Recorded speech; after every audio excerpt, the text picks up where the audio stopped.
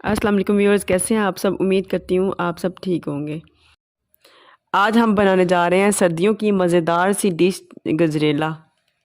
बहुत ही मज़ेदार सी रेसिपी, आप भी ट्राई कीजिएगा और मुझे कमेंट्स में ज़रूर बताइएगा कि आपको ये रेसिपी कैसी लगी है। यहाँ पे हमने 2 किलो गाजरें ले ली हैं और उसको अच्छी तरह साफ़ कर लिया है, फिर उसको वॉश कर लिया है। अब इसको इस तरह क्रश कर लेना है हमने। इस तरीके से हमने सारी गाजरें जो हैं वो क्रश कर लेनी है।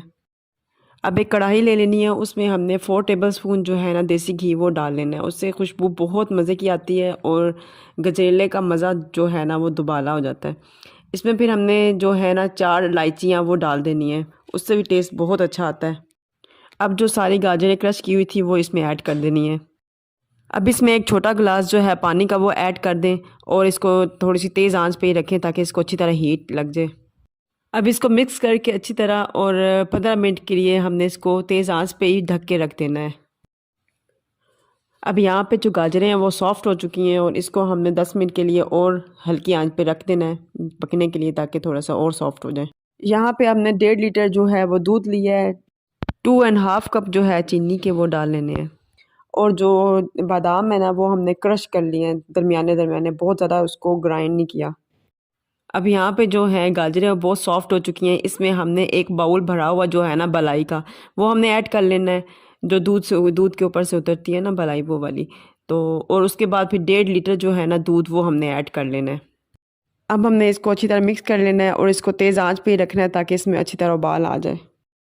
उबाल आने के बाद इसको हमने ढक के रख देना है और दरमियानी सी आंच पे रखना है, बहुत ज़्यादा स्लो में नहीं रखना। इसको फिर 15-15 मिनट के बाद हिलाते रहें। इसको हमने तब तक पकाना है जब तक इसका दूध जो है ना वो सारा खुश्क ना हो जाए। जब इस पे दूध कम रह जाएगा तो उसमें फिर हमने अपनी जो शुगर है वो उसमें ऐड कर लेनी है। 2.5 कप जो है ना शुगर के वो हम ऐड करेंगे। बस इसी तरह थोड़ी थोड़ी देर के बाद इसको हिलाते रहें और जब तक ये दूध ख़त्म ना हो जाए इसमें से, उस टाइम तक हम इसको पकाते रहेंगे। अब जब आप देखेंगे कि तकरीबन दूध जो है वो ख़त्म हुआ पड़ा है, अंदर से खुश्क हुआ पड़ा है, तो उसमें फिर जो है बादाम है वो हम ऐड कर देंगे।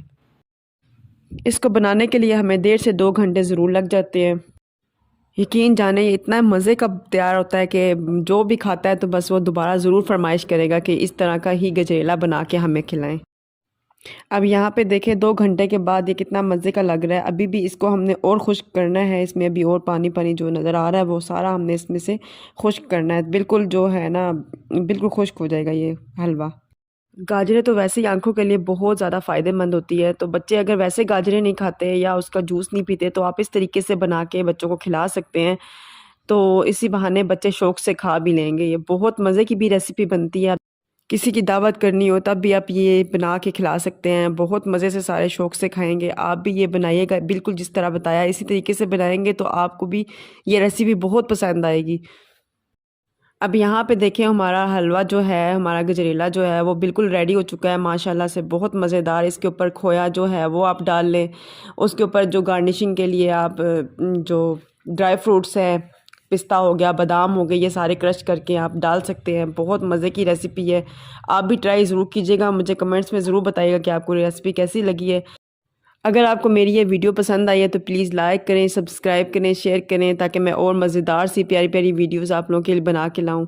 मिलते हैं नेक्स्ट वीडियो में। अपना बहुत सारा ख्याल रखिएगा। ओके, फिर अल्लाह हाफिज़।